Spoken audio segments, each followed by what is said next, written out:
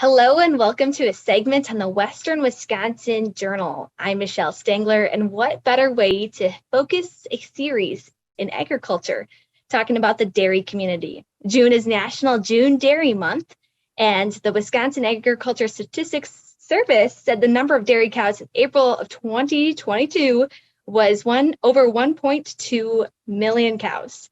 While you may be curious, today's guest is a dairy educator for the UW-Extension for St. Croix, Polk, Pierce, and Barron County.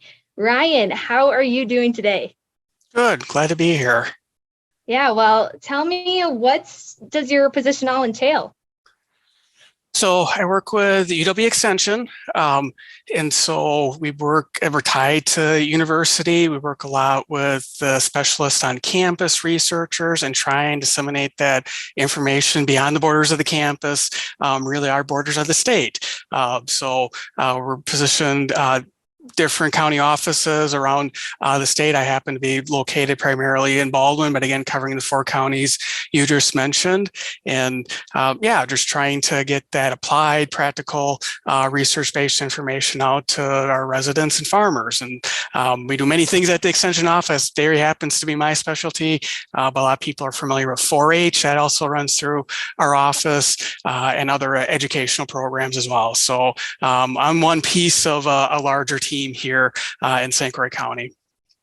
Yeah, and that includes the Hudson area. Now, talking about your dairy educator responsibilities, what does that all specifically entail? Do you go out in the community and share the research knowledge that you've had? Tell me more about that. So we primarily work in my role, with farmers and egg businesses as well that serve farmers. But we deliver education in a variety of ways. It could be workshops, it could be demonstrations on the farm, working with fact sheets, educational videos. These last couple of years, we've moved much more towards some digital delivery, whether that be webinar or video recordings or whatnot, just trying to be as accessible in as many different formats as we can be, try and meet people where they're at. So it depends a little bit on what the subject content is, but a lot of times, we need the answer, you need to know. So we're trying to be as accessible as we can. And but we also, my passion is the education part of it. So trying to get us the latest and greatest information out there through, workshops, demonstrations, and those types of things. Now, to our listeners who want more information about the dairy community, what are some main points you really share to them within education? Because it's so important to you, especially within the counties you cover. Yeah, so dairy's changed a lot, and it's going to continue to change compared to the farm I grew up on and whatnot, but change is a good thing. Dairy is still strong in this part of the state, especially St. Croix County. Maybe not right in the Hudson area, but you don't have to get far out of Hudson to see, we have very successful, vibrant dairy production in our area, several processing plants. So I can't name them off the top of my head, but Elzer cheese curds, that's a great marketing story there, right? And that's right in our backyard. So looking overall at Wisconsin, we hear, California's number one. Well, total milk production they are, but Wisconsin's number one, and there's about everything else when you look at the number of dairy farms. Just lost my train of thought. So in number of farms, cheese production. So Wisconsin still maintains a somewhat ranking in cheese production. A lot of specialty cheese, a lot of value added products come out of Wisconsin dairy manufacturing. So from that standpoint, Wisconsin really still is the dairy land. It's right on our license plate, America's Dairyland. Now, when we're talking about family farms and dairy around the state, is it still located, at the heart of the family, the parents, the grandparents, generations? What are you seeing with the dairy farmers around here locally? Yeah, very much so. So vast majority of our farms are still family owned. Just the nature of the business, I think we see more multi-generational families working on the same farm now, whereas maybe in the past each sibling would go out, start their own farm on the side, whatnot. Now you might see more of those staying on the same farm. So you might see some larger farms, but you also have to take in consideration there might be 2, 3, 4 more household incomes coming off of that farm. Whereas maybe in years past, you might have seen a few more smaller farms there, but they're still family owned. Allows people to specialize on the farm. So you might have a family member that specializes in taking care of the calves and the young animals, and a family member that specializes in how we're going to feed the cows, those types of things, which has its benefits, makes your farm a little bit more efficient. You can focus on what your strengths are. So there's good things in that. Mm-hmm. Now, although that the average herd size is maybe a little above 200, maybe you can provide more on that perspective. Are farmers still caring for their animals just as much as they were 20 years ago? Oh, very much so. And you look at Wisconsin, our average herd size is much below what the national average is. National average is around 300 some cows. Wisconsin's still on that 180-ish range, somewhere in there. So I think one of the things we're really seeing in designing facilities, especially this time of year, we think about heat abatement, cow comfort, making those barns larger spaces for the cows, how can we improve ventilation. So I kind of make the comparison, you see that historic house down town, you maybe in Hudson, wherever neighborhood you want to pick there. Yes, they're nostalgic, they're pretty, there's good things about them. But when it comes to heating it in the winter and maintaining it and those things, some of our newer construction definitely has some advantages. And so we know a lot more now about how to build a barn that's more comfortable from the cow standpoint, whereas maybe 75, 100 years ago, those barns were built for the people's comfort, not for the cow's comfort. And so like with the CN bedding, like that's not something we would have seen real prevalent that many years ago. Now we know that's more comfortable for the cow. Might be a little more work for the people working on the farm, but we know that's better for the cow. So we see it more and more. So I think that's a good thing. I think, farmers want their cows to be healthy and productive. They got to be in a comfortable environment for that to happen. And so we talk a lot about cow comfort. We talk a lot about quality air and ventilation in those barns. So one thing, always have to be careful making comparisons from cows to people. But the one I will make is cows like cooler temperatures.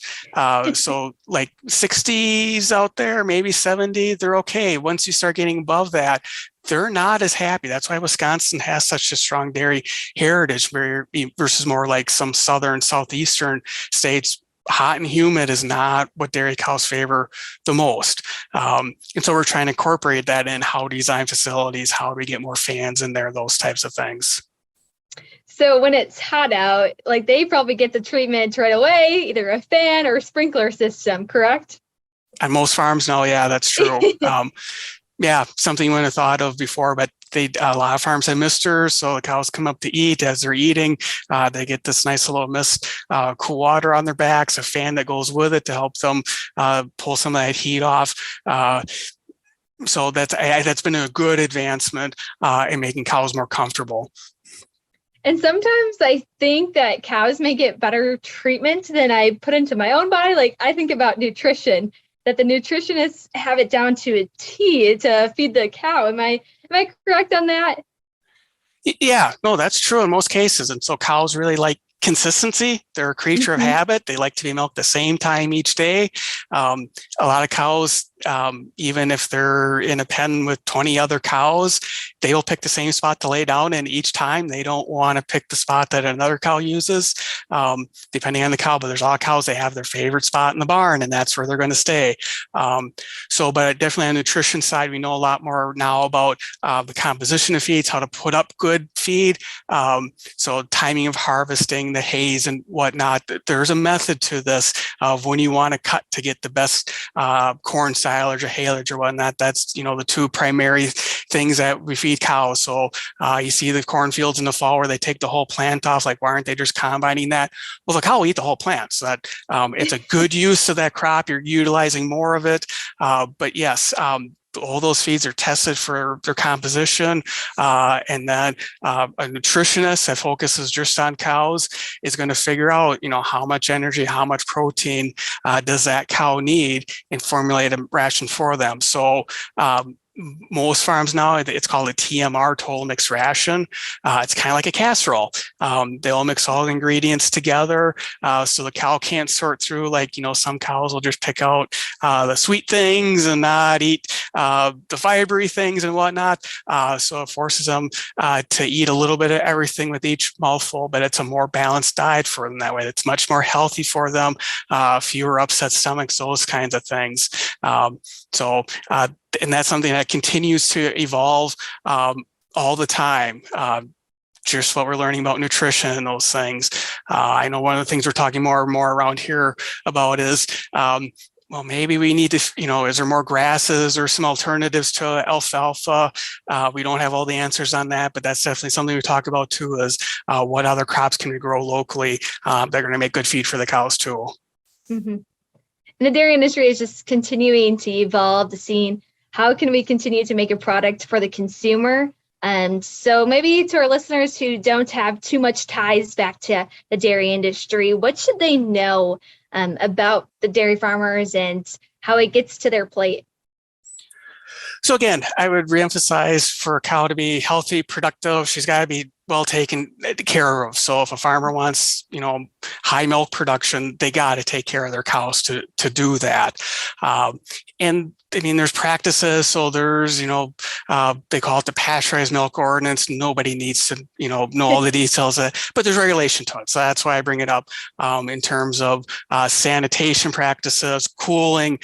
So milk has to be cooled to a certain degree within a certain time after the cow's milk to make sure bacteria doesn't grow in it. Those good things.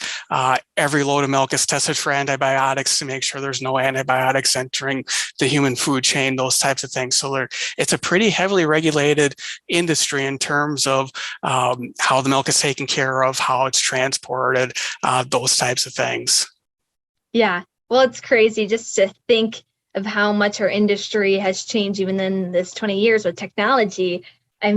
I think that robots is a new fascinating technology. What is that like? When I think of robot, I think of just like a kid robot. Like, I don't think of it too much being complicated, but the dairy industry kind of has it down to a T. Yeah, and there's more technology coming down the pike. So robots is the one that gets a lot of attention.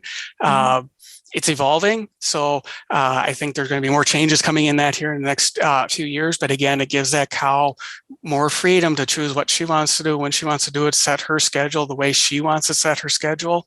And so from that time, it's a good thing. More use of technology, say activity monitors. So a lot of people have their Fitbit or Apple Watch or whatever to count their steps. We're seeing more and more of that on farms with cows too. So a way to measure how much they're chewing their cud. That's a thing we can measure now with technology. So I think we're going to continue to see more and more of that, because it tells you some things. Before a cow's not feeling well, it will show up on that stuff before the cow will come up to you and be like, I don't look right, kind of thing. Please check me out. So the use of technology there catches those things a lot quicker. It's kind of amazing how fast that's evolved. And we see it too in all aspects of dairy. So young calves, we can measure things with them now that we couldn't before, and formulating how much milk they should or shouldn't get, how many times they come up to feed, those types of things. Mm-hmm. Now, when the consumer purchases milk or another dairy-related product, they may see something on their label that says organic, or maybe some other labels. Now, organic on the farm level, what does that look like compared to like a conventional farm, more a typical farm, you could say? So not the expert, but I can tell you, so if you see something labeled organic, that's a USDA standard, that's a legal definition. So there is a set of practices that have to be followed to use the organic label. You might see some things that are all natural, other types of labels like that, which may not have that legal definition. So you need to ask some questions there. What does this really mean as you're selling that product? Doesn't mean it's a good or bad product, but organic has a much more set definition of what qualifies as organic and not organic. But it means they're not using pesticides, chemicals, antibiotics on the farm, those types of things. They're using more natural remedies.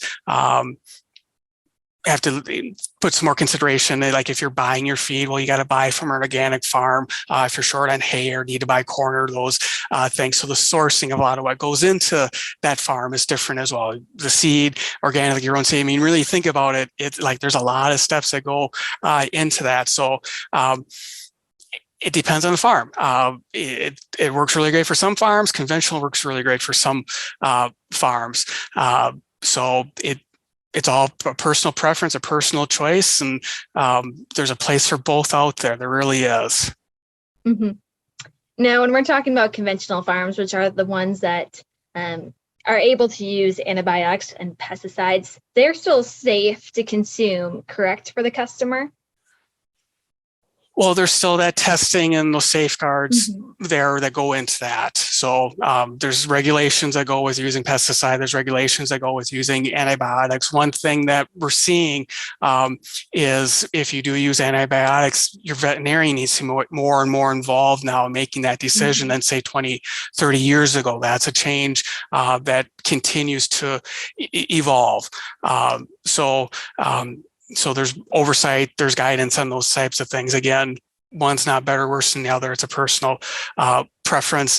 But you got to be conscientious with it. You just got to be conscientious. But there's more steps in there now for farmers that they need to follow to use those types of products. Mm-hmm. Now, a consumer may look more into what is A2 milk. Can you share more of what you know about this and how it's kind of becoming a trend in the industry?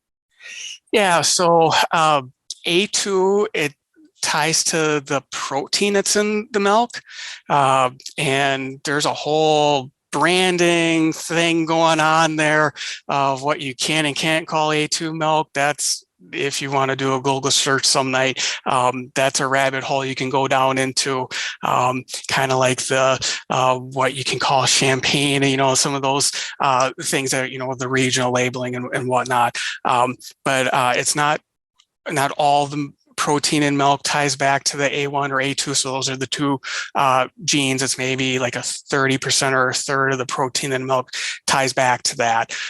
So there's some indications out there A2 might be more easily digestible for some people. There's not a lot of research on that. So that's where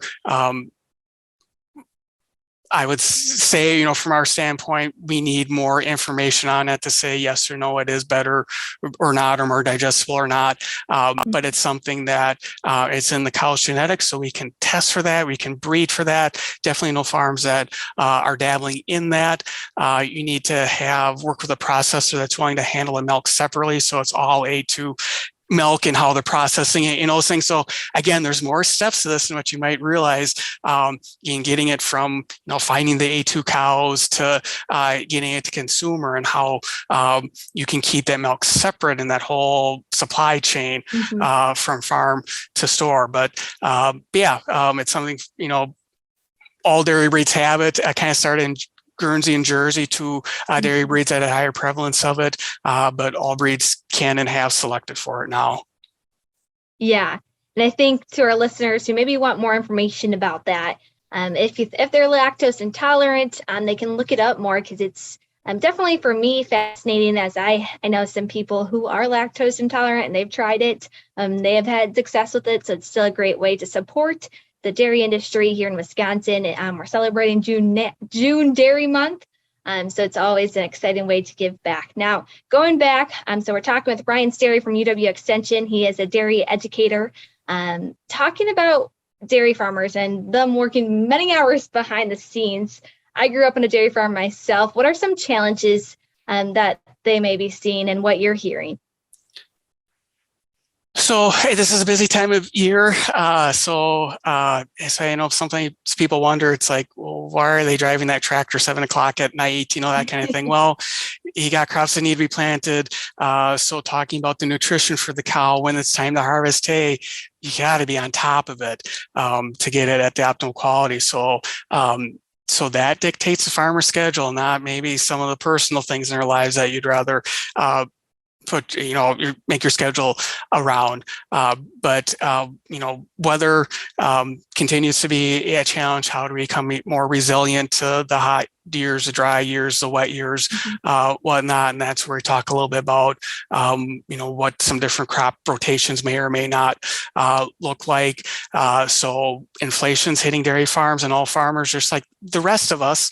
And so that's something to watch throughout this year.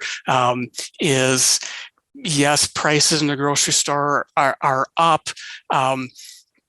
That farmers not all necessarily keeping all that money though, because it's costing them more to get that product in the store as well. It keeps trickling down just like it does with so many other things. But the prices of things, the whole Russia-Ukraine thing, fuel prices, fertilizer prices are tied to that. So securing, fertilizers and products became more of a challenge this year. So it's some of those things you may not realize, but it's all interconnected. And there's exciting things too. So again, like we're talking about earlier, like the things I see in my job, like we know so much more now about what makes the cow comfortable and not. So how can we modify how we milk them, how we house them? One of the things that we're starting to research a little bit more now at UW, and how we take care of the baby calves. We're learning a lot more about that now too. So I think there's going to be some exciting things coming there in the next year or two that you might see them housed a little bit different than maybe what we traditionally used to think. A lot of cool things that's happening in the dairy industry right now, and some challenges that are also being faced now. How can consumers support dairy this month and continue on for the rest of the year? Yeah, so I think to attend June dairy events, county fair, those types of things. You can get up close, hands-on with some of the animals, just because more and more of us don't have that direct connection to the farm anymore. So look for any and all those opportunities to get out there, even if it's not a dairy farm. Go to U-Pick, some of those things. Get out there, get on a farm. It's one of the best things you can do. But just realize, there's many different dairy products out there. It's not just milk in the grocery store, even though that's an important one, but it's the cheeses is what you buy at the restaurant, those types of things that all go back to support the dairy farmer. Do your research. So I'm not a nutritionist, so I always got to be careful with that. But we went through this phase, right? Butter's bad for you. Well, no, butter's not so bad for you. So just kind of stay, on top of some of those things, some of those trends, and really dairy, it's a really nutritious product. And I think it's been good for us locally in terms of it's diversified our landscape. So we grow more hay, we have more pasture, a more variety of crops out there on the landscape, and having animal agriculture around really helps us maintain that. Mm-hmm. I know for me, I love going to county fairs because I can pet at that cute calf. Although I grew up in a dairy farm, I still have a little cuteness, especially to the brown Swiss breed. Those are one of my favorites. But great way to support dairy farmers this month for June Dairy Month. Now, is there anything else that you want to share to our viewers? I'm sure there is, but no, I really appreciate this. If you have questions about dairy production and whatnot, and other things agricultural, by all means, contact myself or my colleagues here at the Extension office. But yeah, just realize, you see that those farms out in the countryside, just how much they contribute locally, how much the suppliers they support, the veterinarians and whatnot. There's a lot of businesses that are tied to having animal agriculture in the area, and so that's been a good thing for us. And so it's really a community type of thing when you think about it. That the dairy farm supports, the implement dealer, and really the egg production overall is really a community affair. Now, if they have any questions, what's a good way to contact and to learn more about the dairy community? So Dairy Farmers of Wisconsin is a production or producer organization, but really they have a lot of great educational resources, a lot of great educational resources for in the classroom and for youth as well. So that's a great site to visit. You can also look up Extension St. Croix County or our other counties that we serve as well, but those are two great places to start. Well, thank you so much. That was Ryan Sterry from UW-Extension. He's serving dairy farmers and producers right in this area in Hudson. It's National June Dairy Month, and it's always a great way to support the dairy community.